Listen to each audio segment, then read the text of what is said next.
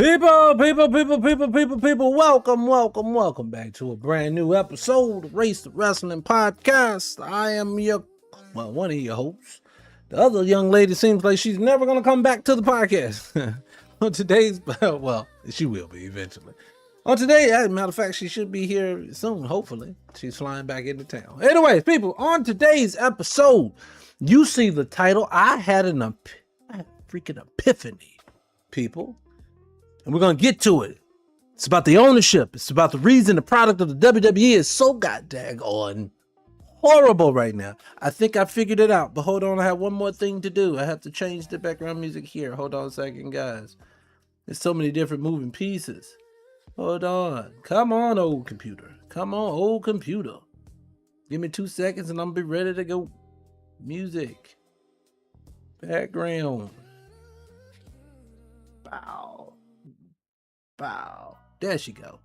Anyways, so like I said, I got an end game on that. But before we get there, we got to discuss a little bit of Raw, a little bit of SmackDown, a little bit of those things because we have to cover them. And I'm trying to get it pulled up now as we talk. So we're going to do, like I say, people, anything like myself, we're going to cover last night. Let's do this first. You know how we do. We all be all over the place. Let's do this. Let's start out on Raw. And then we'll see what we end up. We'll see what we end up from there. People, so last night, show started out the gate, flying with colors. They said we're going to get right into Brock versus Oba. First of all, get into it. Oba, you're looking good, brother. I'm glad you realized that you were eating too good and you was gaining too much weight. You were starting to look like the old ruler and not the in-shape ruler. So I'm very proud to see you slim down. They said that's 300 pounds. Good God, nigga, do you know that's 300 pounds of muscle right there? I don't want to see the nigga in no back streets at all. At all, you don't want to see him in no back street.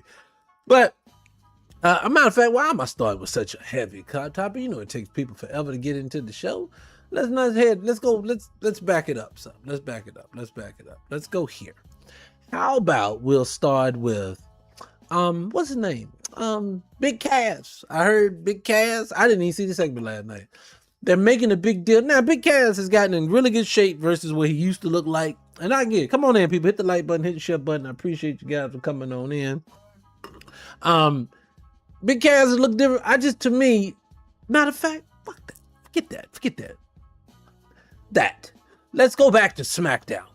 Let's back it up because I didn't cover SmackDown afterwards. We need to cover the after effects of last week. There wasn't much to cover, so I'll just talk about this. Trick Williams, Triple H, I think I've heard other people say it, and I totally agree with those people. Why did y'all cut the show down to 2 hours if you're going to take such an important moment like Trick Williams?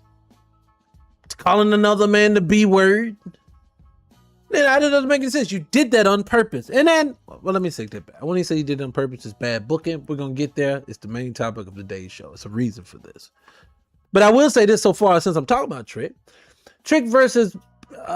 okay, first things first. Y'all let this man go unceremoniously. I can't think his name right now. What's the lone wolf guy name? God darn it. What is his name? I just said it. Yeah, I need to see his face. What is his name? Good Lord. I can't even see. That should tell you something. The man's name don't even trickle off your tongue.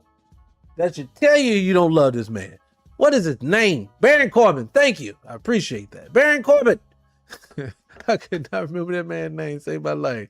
Baron Corbin was so unceremoniously let go from the company that you bring him back in and tell him right when the next big pay-per-view is due. Right after you have been building Trick versus Melo again. Now, you know if you've been here before how I feel about Trick versus Melo, how y'all spoiled it, how y'all ruined it, how y'all messed it up by making them two wrestle each other on a random SmackDown. But that's just neither here nor there at this moment. But I'm going to say you decided you were going to do a rebuild and you were going to build up Trick versus Melo all over again. To decide all over again right before the next big pay-per-view that you have. Hey, nigga, let's just slide in the random white tee guy for no apparent reason. Because you know everybody's been asking for Baron Corbin to be back. You know, this is sarcasm for the people who don't get it. I don't understand. You say what? You said damn all that word. Yeah. I can never say Shinsuke Nakanaki. I can't never say his name. But he would have been better suited than Baron Corbin. Baron Corbin, and mind you, this is no smoke for Baron. I get it. Thank you, brother. I appreciate your time for wrestling. I didn't even think he was that bad of a wrestler when you was there the first time around. I felt like you just needed a slight image change. Love the finisher. Don't think you're a bad wrestler. Just to me, this has nothing to do. You just catching smoke because it's coming from the company.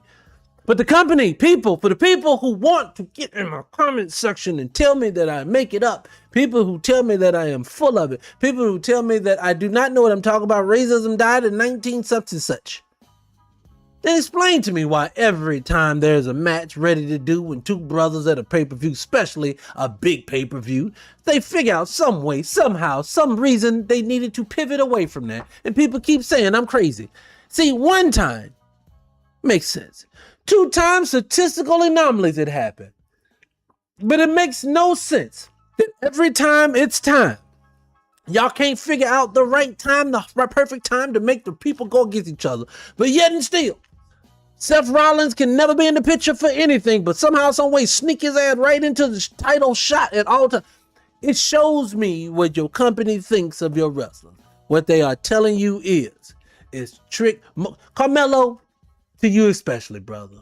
They are telling you, you are no more good than to entertain the people somewhere in the middle of a SmackDown. I don't know who called you up to just tell you you can't be on the roster no more because they made you the number one pick.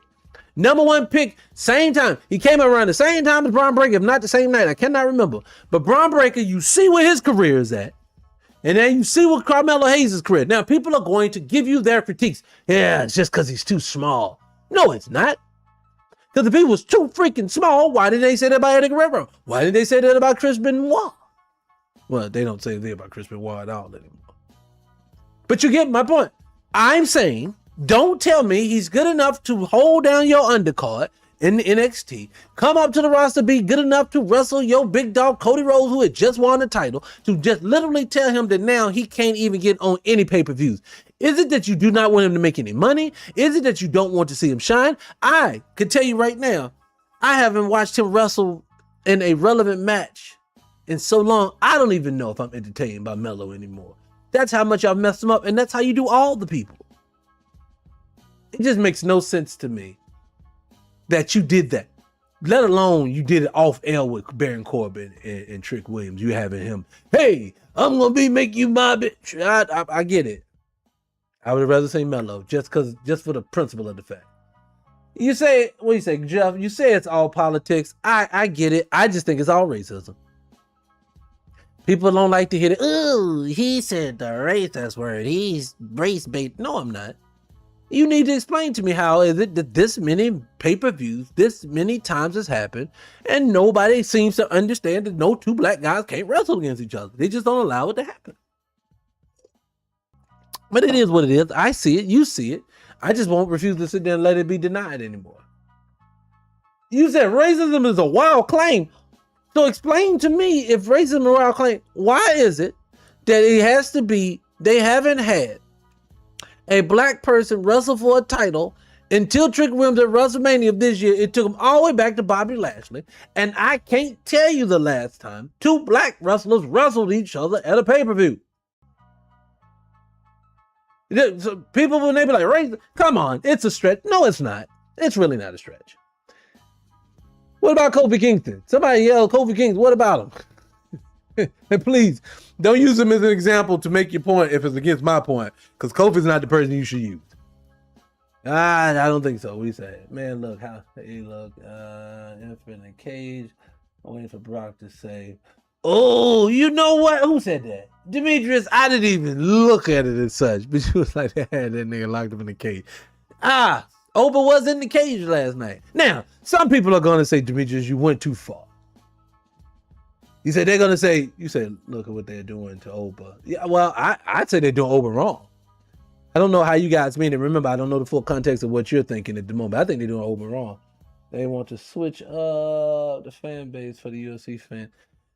Look, I don't even think they're doing that. Matter of fact, I'm gonna get back to the shows. Let me tell you my main point so I can get it out and get it over with. Hit the like button, shut the line, let's get it over with. What did it?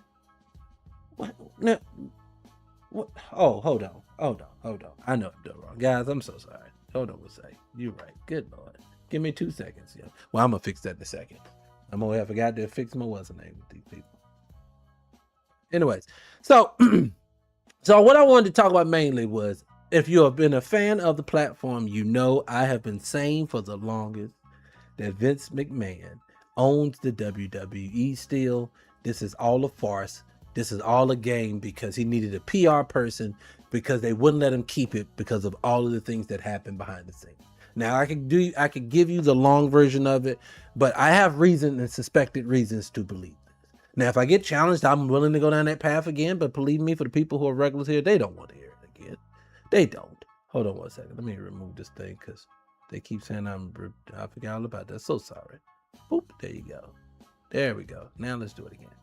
So let me slow it down so I can say it for the people in the back. I want to say this about Vince McMahon. This is what the main topic is, and then we'll get back to the show. SummerSlam, the whole nine. You got me for a few minutes. I've been a person who's been saying for the longest that Vince McMahon still owns his business because billionaires don't give up their businesses. Especially not billionaires that's connected to presidents. Wives are connected to presidents. People who have connections to power.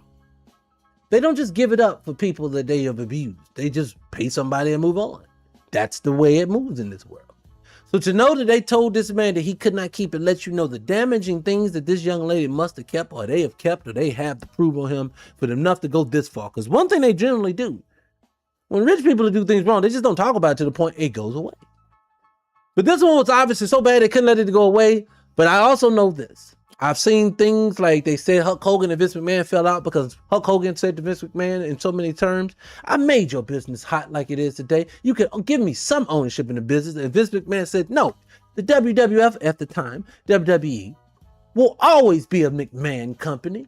I ain't giving nobody sugar honey iced tea. That's what they said. Any man who feels that way, I promise you, is not going to go away quietly.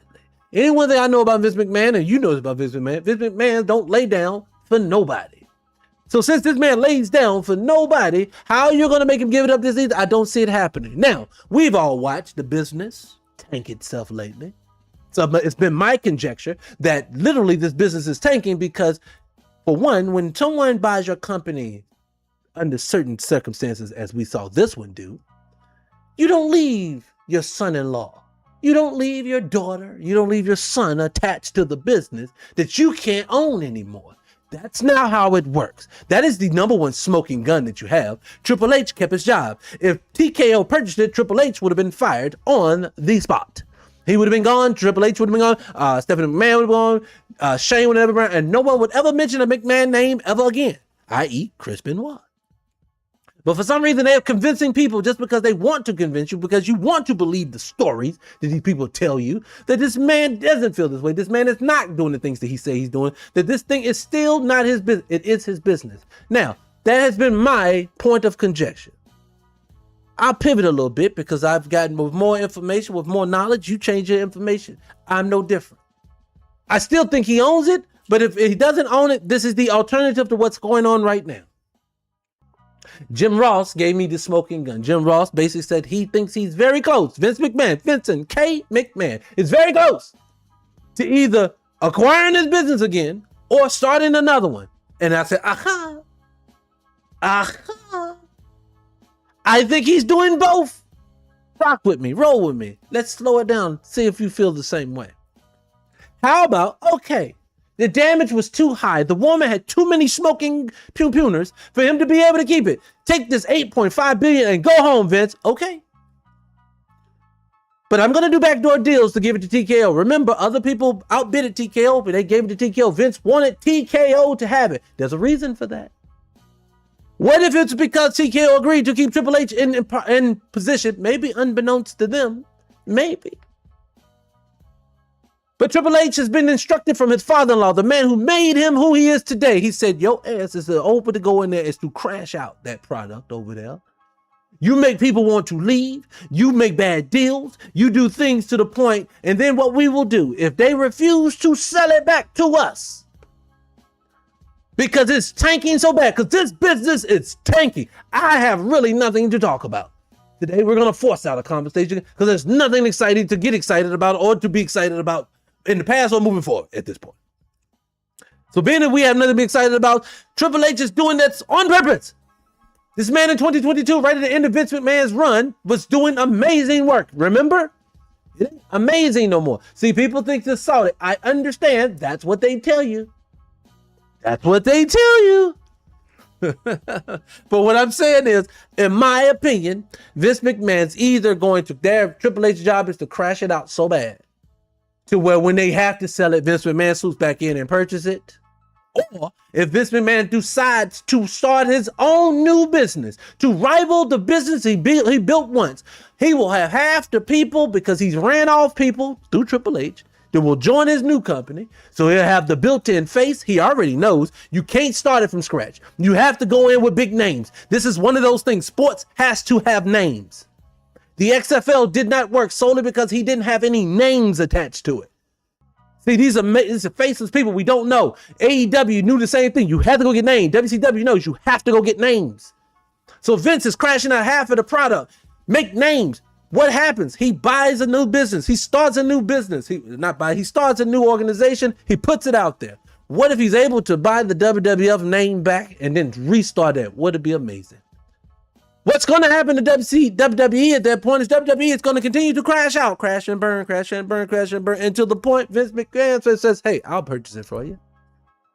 And then what we will know, this footnote in history will be Vince McMahon lost the business for about 3 or 4 years, but was able, through shrewd backdoor deals, able to start another business, consolidated with his old business, running the WWE all over again. I can see it happening. That is going to be the only counterpoint to what I originally said. Either Vince still owns this thing outright and he's behind the scenes running it, or this is the only alternative I see. Other than that, no. Vince McMahon is still attached to this business. And the only reason why I know this to be true, and I have to continue to say this, is because of this. I have been watching wrestling for 40-some years.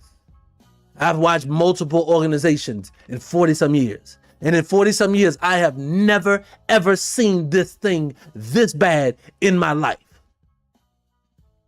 It's just like, now when you're seeing, when I watched last night, and I have to go and agree with Jonathan Coachman and other people alike, when I see Danhausen in the ring, more than I see Obafemi, do not try to convince me that Obafemi is somebody you're trying to make into a star. You're not. When I have to see Danhausen over and everybody gets a piece of this Danhausen, this is the most disrespectful thing to the people in this business.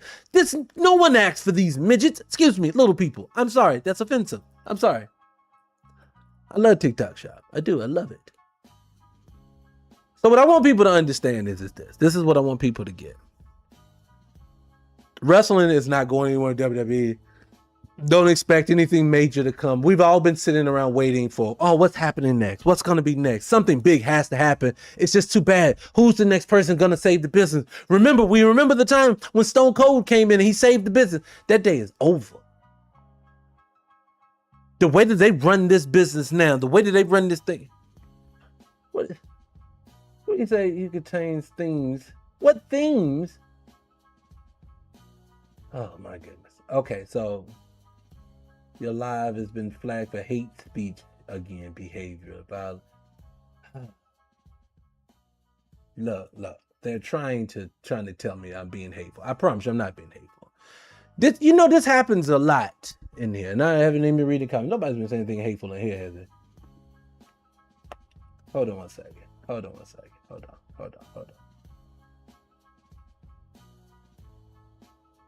But look. Okay, let me slow it down because they said we're being hateful. People, share the live, hit the like button because I can't share it anymore. They're not gonna allow me to share. They've restricted it. So, but anyway, I think it's the subject matter we have, and that's another thing I've noticed too. You notice they're saying that a lot of platforms are getting flagged for having conversations about the business. And then I have to stop and say to myself, you know how bad it is when you rather control the outcome of people's responses versus just fix your behavior. That doesn't make any sense. You would just go fix your behavior versus trying to do it this way. But I'm not gonna lie. I have another podcast where I talk that talk. And when I say I talk that talk, we talk about racism, we talk about classism, we talk about all the stuff that we don't supposed to talk about. And for some reason on that one, I don't get hit like I get hit here. But anyways, I digress. Anyway, so my whole point is that though, I do believe this. What do you say about TKO? Is just once.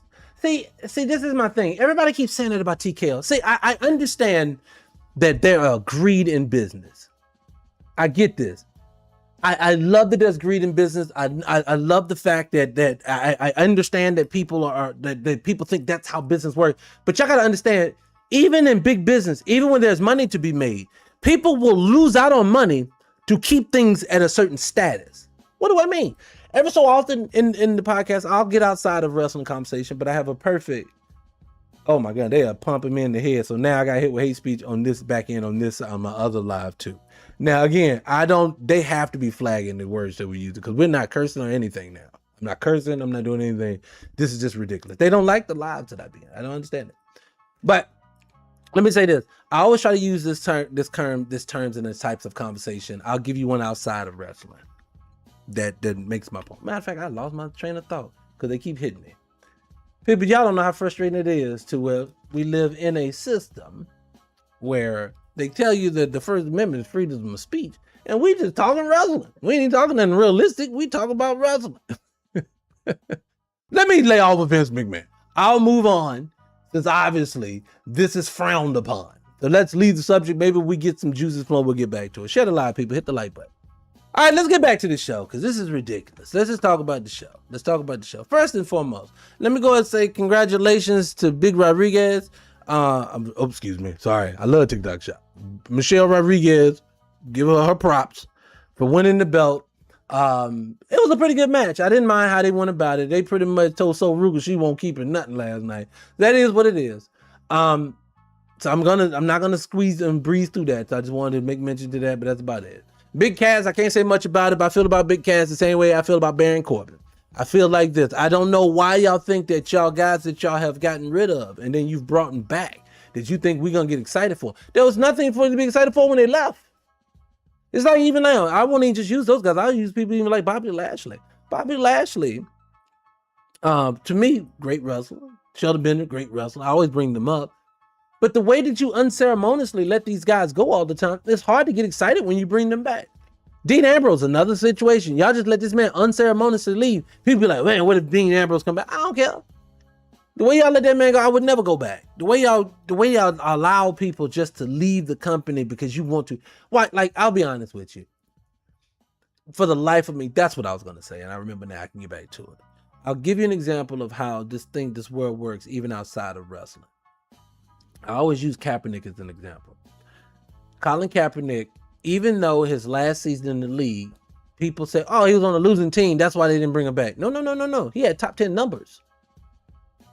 He was doing well. He had a great touchdown to interception ratio his last year. I'm sorry he was on a horrible team. The team just wasn't good. But you can't tell me a guy who's been to multiple NFC championship games, a guy who's been to a Super Bowl, and a guy who's literally been that guy. You can't tell me with teams that was just a quarterback away didn't even want to look at him. Why? Because they, as an organization, came together and said, even though this one guy could make us money and everything else, we're not going to use him collectively. Another time it happened was Shedeur Sanders. Shedeur Sanders was potentially looking at being a top rated draft pick this year. They told the guy who prays and brushes his teeth and walk old ladies across the street and say lovely things and try to motivate his players that's on the team with him, be a leader, as they say, that he was something wrong with him, so he fell to the 5th round. That means everyone was on board with that. This is not one of those situations where one of the guys, his past was so sketchy. Like Jameis Winston, which I thought it was all, I don't know if it was real or not, but Jameis Winston came into the league with a whole lot of allegations on him. But for some reason, he was still good enough to go with the top pick. But this other guy isn't. No. What it is sometimes some things are trumped by money. And this is one of those times. Like last example, I know Triple H is an old guard. He has told you in 30 different ways. I don't really rock with them like that. I mean, if they're serviceable, they're useful, if they're entertaining, I'll do that. But so far as being special in his business, no, this is our business. And as long as I'm running things, that's how it's going to go. That's how I look at it. And people say, nah, that's not what you think. No, that's just wishful thinking from you. You're hoping that the guy that you watch the game isn't that horrible in real life. And he may not be. But I can tell you this. And don't jump on a bang. Triple H ain't a horrible creator. Triple H is being instructed to be a horrible creator. I always keep saying that. The last thing I say about Vince is this. Could you imagine this? What Sunday dinners look like at the McMahon house? Do you think the McMahon leaders, and I won't even say his name since it's such a problem on this platform. You don't think the man sits at the head of the table and they don't come up, so you're running my product into the ground that I did. You don't think they had this conversation? If this was reality, let's just be realistic. If it's just what they said it is, right? Then what would be that. It would be, hey, Triple H, what's going on over there? I know I can't do this in there, but why are you doing this in there? Or it's going to be this type of conversation. Yeah, crash it out. They shouldn't have removed us. And then Triple H saying, you're right, I'm going to keep doing it. Because I'm going to be honest with you. If Vince was able to sell it to anyone he wanted to sell it to, why didn't he just sell it to Triple H and Stephanie if they're allowed to still run the business pretty much? Telling none of that makes any sense. But anyways, I digress. Move on. Moving on. Let's move on to what else happened last night. All right, so let me say this about, I want to bring up Dominic. Because people always say I make it about Razor time. Dominic Mysterio. What did he do wrong? Dominic, with no muscle tone, this is very hard to do. Because I always said Dominic was missing this. Dominic needed to lift a weight. Because he was very unathletic. But so far as personality, he is rocking that thing. And his trajectory was heading this way. Whenever you can make the crowd either love you or not love you, and he was able to do that, your stardom should go up. And to know that you have him doing things like Danhausen segments and stuff, come on, man. You take that. Braun Breaker came in. Braun Breaker, whether you hated or love him on the microphone, Braun Breaker, when he gets in that ring, he is intense. He is fun to watch. And to see them still, like, I'm going to say this. Let me say this about last night. Matter of fact, let me go this way. Last night, I watched at one point, you had Obafemi, who y'all had a spotlight on. You had another point where I saw Jacob Fatu and Royce Key standing in the middle of the ring. And to me, looked like they should be ready to go head up for something. Like it should be belts in the middle of them the way they were looking at each other. That's how I see it. But I know the company don't see that. The company sees melanated people good enough to be able to sprinkle throughout the entire show to entertain us. But when it's time to get down to the match, you saw who was in the main event. And I just watched last night, I watched Javon put on a show again. Probably, and I want to get to him. I'm going to get to him. I watched him put on the show. Braun Breaker's entertaining, but for the love of God, get that man away from the vision now. That thing is a sinking ship and we need to get him away from there. I'm watching your business. You got players. You got people around that could take you to the next level. But for some reason, I don't think you want it. You don't want it unless Seth Rollins' name is attached to it. You don't want it unless CM Punk's name is attached to it. You don't want it if Royce Keys is going to be that dude. I'm telling you, this going to be, maybe I'm the minority, but the only, and oddly enough, I'd never be looking forward to this, but they're entertaining. I'm only entertained by the 6-man this time. And I normally have never entertained by 6-man matches. But you cannot tell me Jacob Fatu is not doing his thug thistle. You cannot tell me that Royce Keys is being the force of nature that he's supposed to be. And then two, come on, if we all can agree, is not the truth Solo Sikoa is a star. Y'all just need to put that man in position. Solo is a star. Solo can entertain. Solo can be a heel. Solo can be a babyface. Solo is a star. Put that man in position. When I watch those matches, I find myself paying attention to what's going on. When I see Cody Rhodes walk into the ring, I find myself not paying so much attention, going to the bathroom and, oh, what did he say? I think he may have said something. I don't know. That's what I find myself doing. I'm watching the company tell you. I'm watching the wrestlers go out there. The wrestlers are telling you who's the star and who's not. The company's just not listening. What do I mean when I say that? L. Dot means this when I say this. When I see Javon's win last night, which should have been the gauntlet match the week before, but I digress. Javon is entertaining. That young man is so damn fun to watch.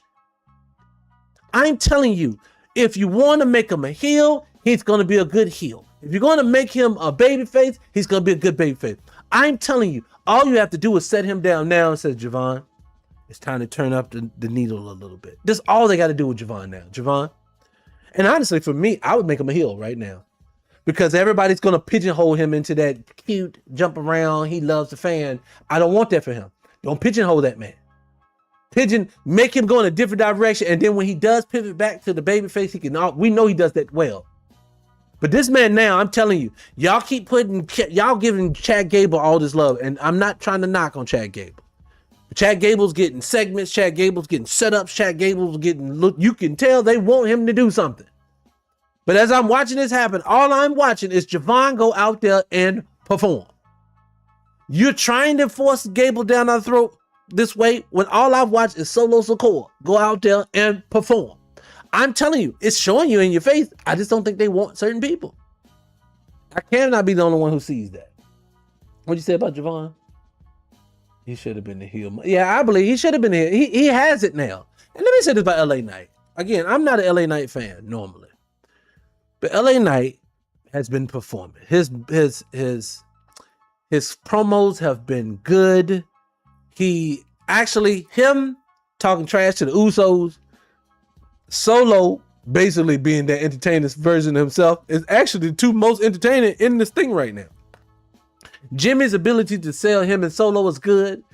They're kind of calming Jay down. I'm missing Cocaine Jay. I'm missing the hyped up version of him. Where is he at? I'm missing him now. He was starting to look so good, but ever since they pivoted away from Roman into Seth, he's calmed his whole image down. Now he's back to calm Jay. And I was loving Cocaine Jay. I was loving the Jay Uso that was out there buck wild. That's what I'm missing. But we'll see what happens. That's the match I'm looking forward to. To be honest with you, if SummerSlam is missing something, if you want to be entertained, since y'all have more people sitting in the seats doing pay-per-view times, Javon should be on the ticket. He should be. He should definitely be on that ticket. He is so entertaining. I said this, Negro Nostradamus, if no one pays attention to me, I said this before if you watched me months ago, I said it. Javon and Rusev should have had a battle months ago. And I said months ago, because the style of it's the same thing when you saw AJ Styles and Gunther go at it. The contrasting of styles puts on a very good show. And having Javon wants to jump around and having Rusev who wants to keep you in your spot was a very good launching pad for Javon. And it actually gives Rusev some buzz because he's in the ring with the young OG. But to me, I need them to have some on the line. It's a more entertaining rivalry right now. And I called it. That's a more entertaining rivalry than watching Chad Gable wrestle Penta, watching Ethan Page, any of those guys. That's more entertaining. But of course, it's just something, this stigma that you can't hold gold if you are a melanated person. It shows so heavily in everything that we see. Because like I said right now, and I'm going to get back to it because I said I was going to say about Oprah. When I said about Oprah, I hadn't even thought about that. I forgot my man's name who put it in there. Was it Demetrius who put it in there when you said Oprah was in the cage while Brock was outside the cage? I didn't even look at it that way, but it's a good way of looking at it. But when I look at that match as in shape as Oprah is right now, okay. At first, I tell people all the time, before leading into WrestleMania, power versus power. I was excited for it. I really haven't been excited for this now. I'm really not. Maybe it's just me, but to me, okay, great. He beat Brock in the Hell in a Cell. Great. Brock Lesnar is over the hill. Brock Lesnar is out of his prime. Brock Lesnar has noodle legs at this point. I love his TikTok channel. So being that he's at that point, really does it give any excitement for Oprah? Is there anything to be excited for? I don't think so. At least not for me, it isn't. I'll be honest with you. As I look at the pay-per-view card, I think about them. I'm not excited. Punk versus Cody. I'm not excited. So you basically, I'll give you another one. Now I get it. Finn Balor was the dude who was the first one to win that title, and he had to relinquish it, blah, blah, blah, blah, blah. And we'll get into the relinquishing of titles too. I wanted to talk about that. I get it, but let's just be honest. If you can tell me that Melo was the number one draft pick, but then we don't have to use him for whatever reason. He's too small. He's just in the third. Why Finn Balor ain't too small? Why Finn Balor gets the title shot? No one's been asking for Balor. In that match, as I was watching that match, I already knew that fatal four-way. I thought, oh, Balor winning this. I could tell with everybody in there who was going to win it. And so now we have Balor versus Sami Zayn at the pay-per-view. No one cares. honestly, guys, let's just be honest. For the people who say that that are naysayers about this whole way of race to wrestling, what world would anyone pay more money to see Sami Zayn versus Finn Balor or Carmelo Hayes versus Trick Williams? So when I hear that there's not a Trick Williams versus Carmelo Hayes on the SummerSlam, but you figured out a way to get Sami Zayn onto it, it just makes no sense. Well, Sammy's Saudi, so I don't care. These people, no, Triple H has his people. You like me, everybody wants to see Melo versus Trick if you were going to see that. And like I said, they spoiled it when it came to it, but I would rather see that than this. Again, would you not rather see right now Russ Keys versus Fatu for the WWE title? Yes, I would rather see that right now. Those brothers are really going at it. Roman versus Seth, I get it. The Shield days, everybody loves it. I wasn't watching, so I'm not connected to that thing at all. Miss me with that. I don't care.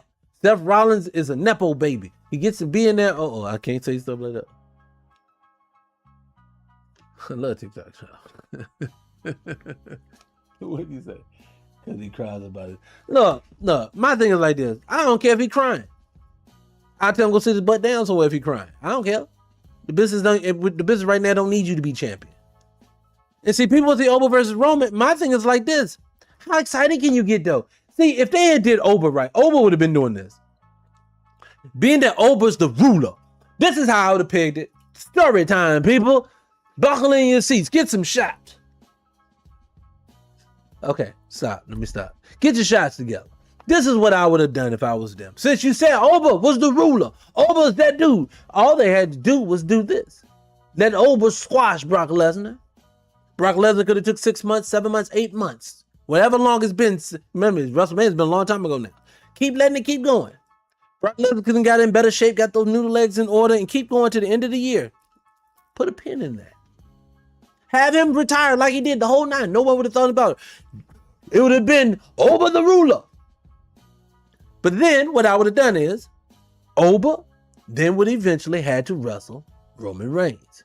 And when we got to Roman Reigns, that's when you have to go and put your big boy shoes on and go ahead and do it. Leading up into that thing, you would have week in and week out of Oba Finn. And matter of fact, before leading into him and Roman, after he beat Lesnar, it could have been who's stepping up next.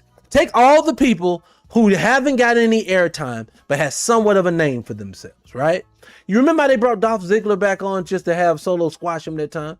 Bring a person like Solo on. I mean, Dolph, if you don't want to bring anybody else. If you don't want to take anybody off the roster, bring him on. Who's some other people who haven't got any airtime, but they need some airtime to be out there, to go out there and perform? Put those people in the match against Oba and let him run through him because he's the ruler, not the dude who's laying the cables and sitting the chairs out. We don't want to see that. Then if you had him do that every week, because mind you, that's what they did with Goldberg. Goldberg wrestled the Hugh Morrises of the world, the people we knew their names, but they may not be top shelf people. Have Oba go through them. That's what he should, not Otis. Okay, Otis can barely walk good at this point with the way he's shaped. No.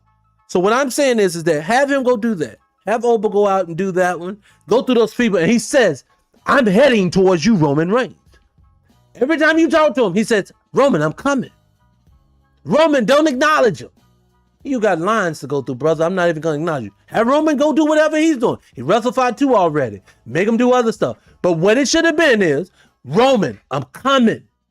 And then what it should be is Saturday night or Sunday, whichever night there would have been that match.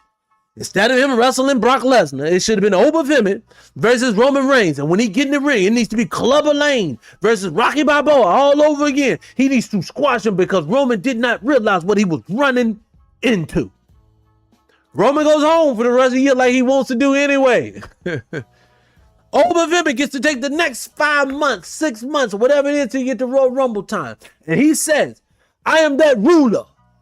I have ran through it all. Your best, your top dog. If you had did that, Roman could have came back like the Rocky Balboa that you wanted from him. We all would have said. And then let him challenge him.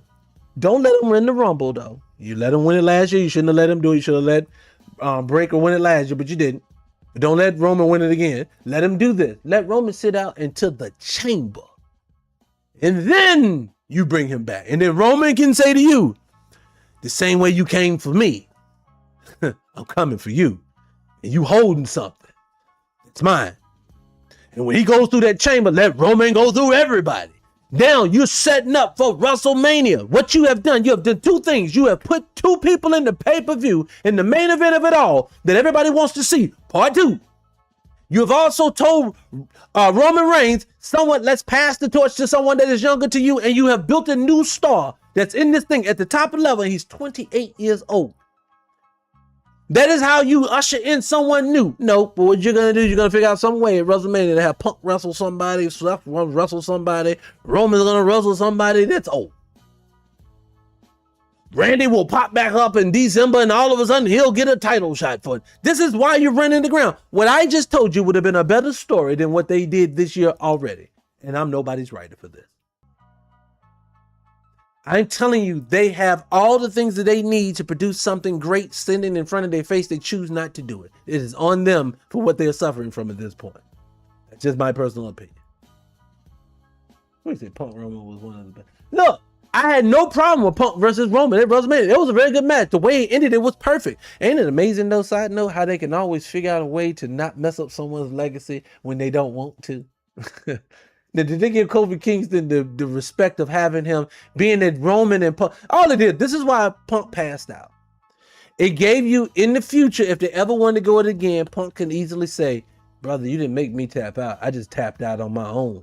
That's one. And then 2, you build it up for the fact that he can come back and wrestle him again with everything in him still. But see, for some reason, the black guy don't know. You're right. We should have did it that way. No, you knew what you were doing. Oh, yo, God, that is so horrible. But who you said that? Kenny, I totally agree with you. LA Knight is a new DDP. He's right there in it, but they'll never let him taste it, do they? But I just think you can do that with Oba, because right now this company needs and the last thing it does too, it gives me the last thing I'm going to say about Oba versus Roman. People don't understand this. I say this all the time. A key to successful wrestling future, you have to secure your nemesis. You have to have that person that you go against, that everybody says, oh my goodness, these two went at it in 2026. Do you remember that? Do you remember? That's what you need. You would have gave Roman his, and you would have legitimized Obafemi in the process of that. But no, I wouldn't be surprised if on Saturday night, Brock Lesnar get turned on by Obafemi and Paul Heyman gets with him. The reason why I say I've seen this before and I wouldn't be surprised this happened. It is because they're going to say, the excuse they're going to use is Paul Heyman said that Brock Lesnar's over the hill. It's time to move on to the new crop. They could go with that one. But really, in actuality, what it would really mean is if they did go that route, it's this. Obafemi, you're not allowed to be that dude without having somebody there with you. That's all that is. But anyways, I digress.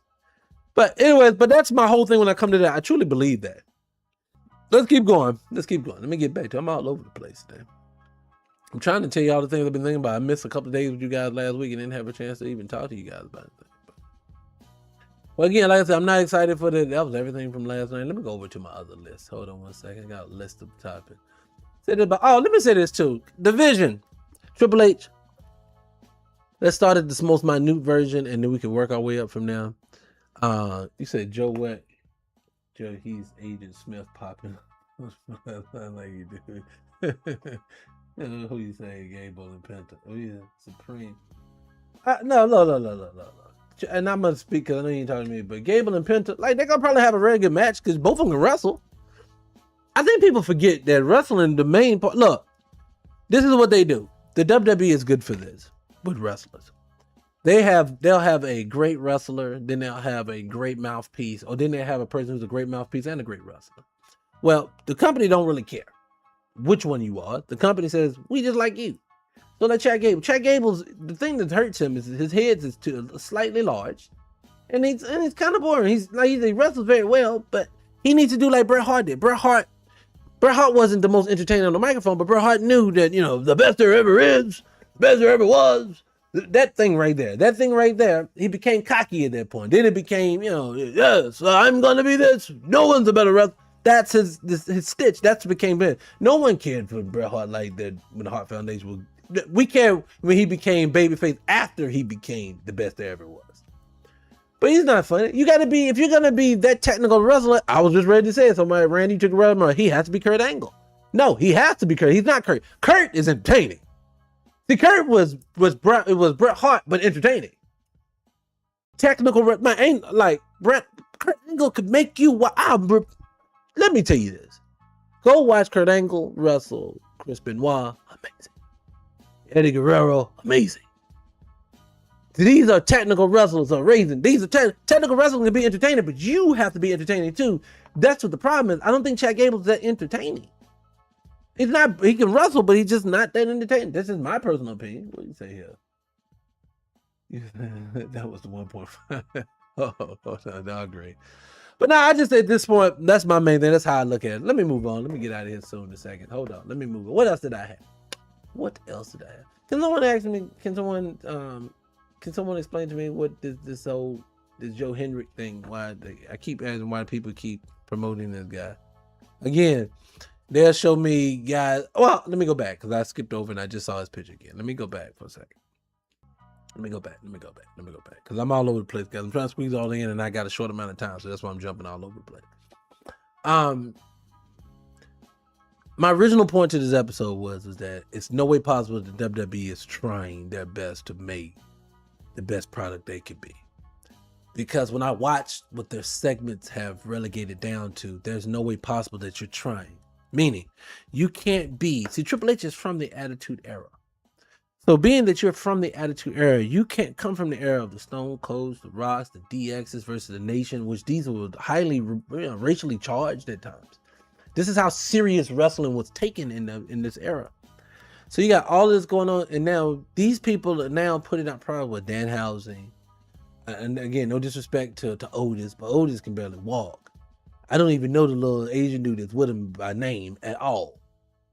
So you have those people. Then you have, and I can't never remember the name with Braun Breaker. What's his name? Good God, somebody help me. What's my man's name? This should tell you, whenever I can't remember your name, this should tell you that you ain't really moving the needle. God, what's the dude's name with Braun Breaker? What is his name? God damn it, somebody help me. Somebody, come on, somebody in the chat. Somebody get business. Somebody get business. Austin Theory, thank goodness. Oh God, I could not remember that guy's name. Austin Theory, let me say this about Austin Theory. Austin Theory, this is no disrespect because I can see it. I can see what they see. He's like you say, he got that look that white guys like. He's in shape. He can wrestle well. His personality isn't even bad with this whole cocky, arrogant thing. It's not bad. The problem what it is that it's just missing something. So adding a young lady with him, now that was a good addition. I like them better together. I don't think Braun should be, like that would have been better if, yeah, I agree, Theory is very stale. Theory and Logan Paul together would have been better with her, but this Braun Breaker has to go. But I would just say, even for Theory is going to be he needs to go and try to get into acting. He looks like the guy, the ex-boyfriend that's a little bit of that. He can play those roles. I think he has a place for that. But when the company is trying their best to try to push it, and someone said yeet, at least with the yeet movement, that was organic. The fans asked for that. The people asked for that. That was no more different. The yeet movement was no different than the yes movement. When the people ask for something, no matter what they yell, they want that. And I think that even people confused tonight. I didn't pivot this up. Just let me stop reading the comments. Y'all making me pivot. Let me. So I was really going somewhere else just there. Let me come back. I'll just say this: with the Otis of the world, the guy who's with Danhausen of the world, Ricky Saints, and this is no disrespect to Ricky Saints. Ricky Saints. When you see people like this to get into the ring, or like Joe Hendrick, I don't get it. When these people get into the ring and you say, I see these people every week. Maybe here and there, I get it, but when you see like the tag team division, we don't care no more to even try to put on a tag team division. Like we'll put the belts on people and then they'll defend them that night and then that'll be it. Like classic example, why is the tag titles always up for grabs? Same way the WWE title is, same way the heavyweight title is, same way the Intercontinental title is. The tag teams, for some odd reason, they don't leave it up at all times. You ever notice that? Like classic example, the Division has it right now. Okay, the Street Profits went home. Well, their women are having babies. Fine, that's fine. It was still not the brightest thing in the world to put the belt on them for 2 weeks, knowing that they women both was close to delivering, but neither here nor there at this point. So, okay, you take the belt off him. So who's next? Remember, we have pay-per-views, bitch. Come on. Where we going? I don't want to see the Division hold the title if there ain't nobody to wrestle. Now you just holding shit. What's the point? Again, SmackDown. Don't tell me that they care about SmackDown the way they do about Raw. When you got R-Truth and Damian Priest holding the titles, you know they don't care about them titles. And then you got the War Raiders going for it. And then what? Look, this is what they should have did. If you were going to put some belts on somebody, you should have went ahead and put on Jay and Jimmy and left it right now. And the reason why I say that, and for the other people who say, oh, I'm tired, no. At least they on air. At least they relevant. At least you see them. So at least that would make more sense. That's why Jimmy's on air. Like, remember, Jimmy's a jobber right now, unless he's with Jay. And Jay can't win nothing unless he's with Jimmy. So being it as such, there's no need for the Usos to be online just because they bloodline them. Who cares? They not Roman. Put the titles on them, at least it's warranted to have them on the screen more than that. But it doesn't make any sense to have the Vision, who's the tag champions, have less airtime than the Usos, who are not holding the title. It doesn't make any sense that you have tag titles on SmackDown that some weeks, for weeks on end, they never even have to have a match.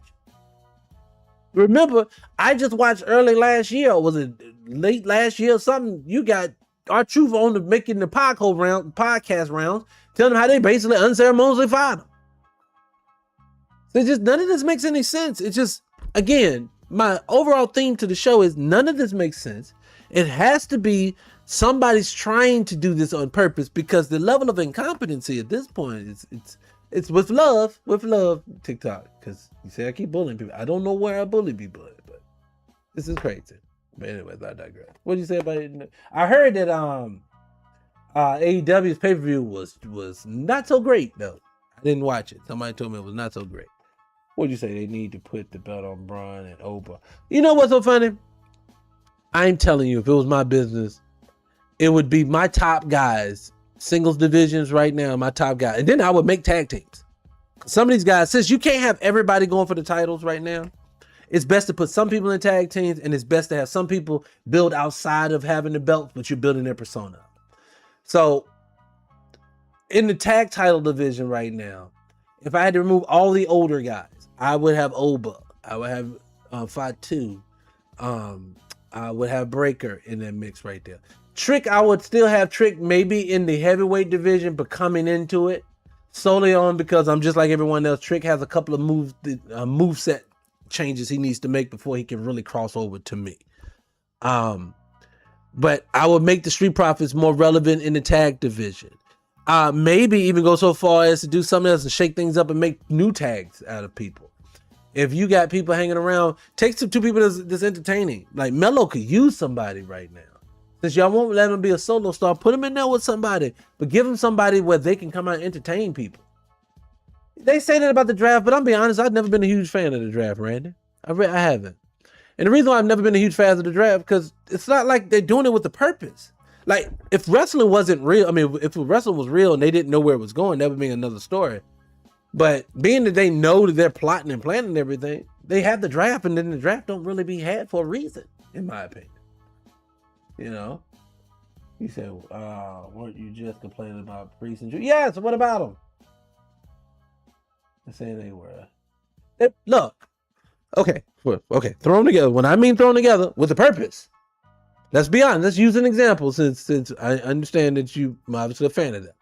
With purpose, they said Road Dogg was going nowhere. Bad Billy Gunn was going nowhere.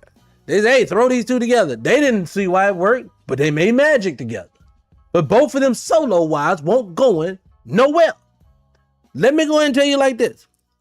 And I hate to say this because one of them is still relatively young. But R-Truth and Damian Priest, whether they are together or solo, are not going to sniff anywhere near big dog status in this company ever again. So when you throw them together, you are telling people that it does not matter. That is like taking Carlito and bringing him back, and the Boogeyman and bringing him back and say, hey, y'all be in a tag team. It don't make no sense. It won't do nothing to move the needle. When I say put people together, take people who are maybe stagnant, but they are talented. Maybe they need something fresh and new. So that's not me just saying throw any random people together with purpose still. That's all I'm saying. I mean, like I said, no fighting. I wasn't saying that. This was, for me, that's my only thing. Because they were wrestling. I can't, even though I'm the Negro Nostradamus of wrestling, your number one YouTubian struggle streamer. Even though I'm that dude, I can't tell you, you can't tell me who and everyone who will potentially be a star if they were allowed to express themselves. Let me say this. This is a little bit outside the topic, but it is on topic. I was listening to another guy's podcast the other day, but it was about music. And he was talking about how music, the evolving of music. And he was playing songs from the 1930s. And then how 10 years later, the whole sound of music had changed. And then 10 years after that, it changed again. And 10 years after that, it changed again. And then it got to the 2000s. And then it was like, no, music don't change. Music ain't good. We all just listen to 90s music now. It is because, and this is the reason why, and I'm going to bring it back to wrestling. Music, we still live in the 90s. Movies, we still live in the 90s. Why do we do that? It is because the world that we pivoted into decided it was going to pigeonhole, create, and only dictate who was going to become a star. No one was going to be allowed to just organically do it anymore. We're going to handpick everyone in every arena of life. I truly do believe that. Because in today's world, it feels and looks and moves, and it's like that now. Anyone who disagree with that, I digress. We just have to agree to disagree. But anyways, people. Anyways, that's what came to talk to you guys about. Look, guys, anybody got anything they want to talk about on today's episode before we get out of here? And again, I appreciate all the people who came out to watch the show. Hit the like button, share the live too. If you don't share the live now, I promise you're not going to show it to you again. And two, guys, let me say this. I have multiple platforms, but I'm building the platform out. It's 300 Radio. It's going to be, the website will be up soon. You're going to be able to catch all the playbacks, the shorts. We're going to have behind the scenes things. We're going to have exclusive. We've got a lot of different things going to be on this one platform. But I'm very, very close. Maybe another week or so, and it's going to be live. But until then, go over to 300 Radio and the number one on YouTube and hit the button, hit the subscribe button. Because that over there, if we finally get over there, I can maybe show you some things. I have other content I want to show you guys. But on TikTok, you see what they're doing. They keep saying we're abusing people and attacking people. I don't know what we're doing in this. That we just here having a conversation. But for some odd reason, it's frowned upon. And I want to be able to pivot to a space that we don't have to sit there and tailor ourselves. Oh, and I can cuss. Oh, I want to just cuss so much. So definitely do that. Go over there, to 300 Radio on the number one. I appreciate you guys. And like I say over there, we'll talk about it another time. But I definitely wanted to put that out there. Again, I do the show for all the new people here who aren't following. I do this podcast on Tuesdays and Fridays around 5 o'clock-ish. I would say 5 on the dot, but just wait. It'll come. I promise. Just keep hanging around. It's going to pop up eventually. I'm glad you found me too. Randy, I'm glad you found me, brother. I am. But hit the like button, hit the follow button. And hopefully they won't ban us eventually. I'm trying to put this on multiple places that way. And I'm building even a backup Race to Wrestling YouTube page by itself. So actually, go look that up. It ain't that many people on there right now, but go look up Race to Wrestling on YouTube and you'll pull up the page. You'll see that as well. I appreciate you guys for all of this. Let me go ahead and put up this so I can close this thing out. Again, if you need anything from me, hit me in the DMs. If you guys want to get on a live together, hit a brother up. I don't mind sharing this space with you. I have some other people who've hit me before about it, and I swear to God, I lost you in the shuffle. Hit me again. Let's do these shows together. I wouldn't mind doing it with some other people. All right. But other than that, I'm gonna holler at you guys later. All right. I am out, but I have to close it out in 30 different places, so I'm gonna close it out. So I appreciate you guys. But hold on. Boop. Boop. Cut that off right there. And like I said, I appreciate you guys. Let me get this one over here too. Right there. Boop. All right, I'm out on that one. Cool, got that there. Boom, got you there. Got 2 more places. Boom. All right, my people. YouTube. I think you the only guys that's really left is down here. YouTube. I appreciate you guys. You're in the right place actually right now to make sure everything is popping like it's supposed to be. We're gonna be doing more content for you for Race to Wrestling over here for sure as well. Definitely. So definitely, people, hit a brother up if you ain't.